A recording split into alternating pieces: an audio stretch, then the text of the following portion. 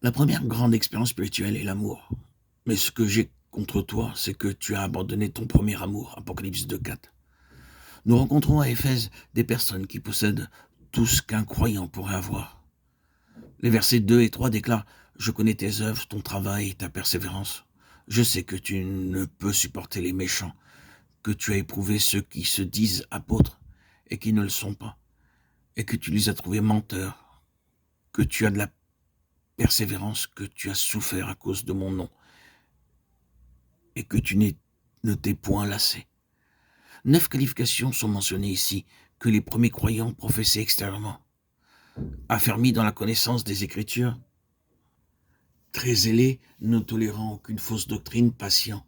Mais le Seigneur déclare: Mais ce que j'ai contre toi, c'est que tu as abandonné ton premier amour. Beaucoup d'entre nous devenons des croyants et personne ne peut remettre en question notre salut ou douter de notre expérience de la nouvelle naissance. Grâce à Dieu, nous sommes nés de nouveau. Personne ne peut remettre en question notre doctrine.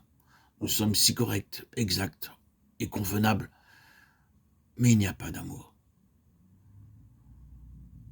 En Angleterre, tout est propre. La nourriture est servie sur une belle assiette brillante et il y a beaucoup de couteaux et de fourchettes. Alors que j'étais en Angleterre, nous dit frère Maxine, je trouvais à ma droite au moins 5 couteaux et je les ai mélangés.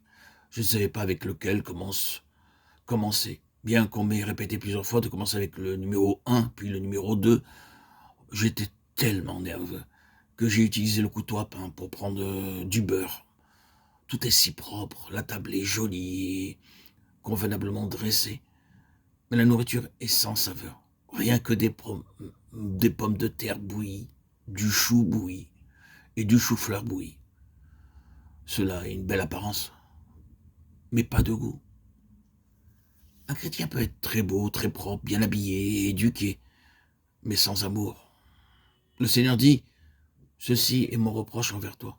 Vous pouvez être serviteur de Dieu, jeune ou vieux, mais soyez très attentifs. Le diable peut faire de vous un croyant au cœur dur. Nous devenons si peu aimables, nous prononçons des mots peu aimables, blessants et attristants. Et nous disons des choses qui blessent les autres pour nous faire plaisir. Le Seigneur est également blessé par ces choses et déclare: J'ai quelque chose contre toi. Le principal but du diable est de rendre nos travaux stériles et infructueux. Nous ne ressentons aucune affection lorsque les gens nous saluent le dimanche matin. Uniquement, ils sont très corrects le dimanche, mais le lundi, ils demandent: Qui êtes-vous? Aucun témoignage d'amour le lundi ou le mardi. Cela se limite au dimanche matin. Ils font preuve d'amour et de bonté et sont très doux le dimanche uniquement.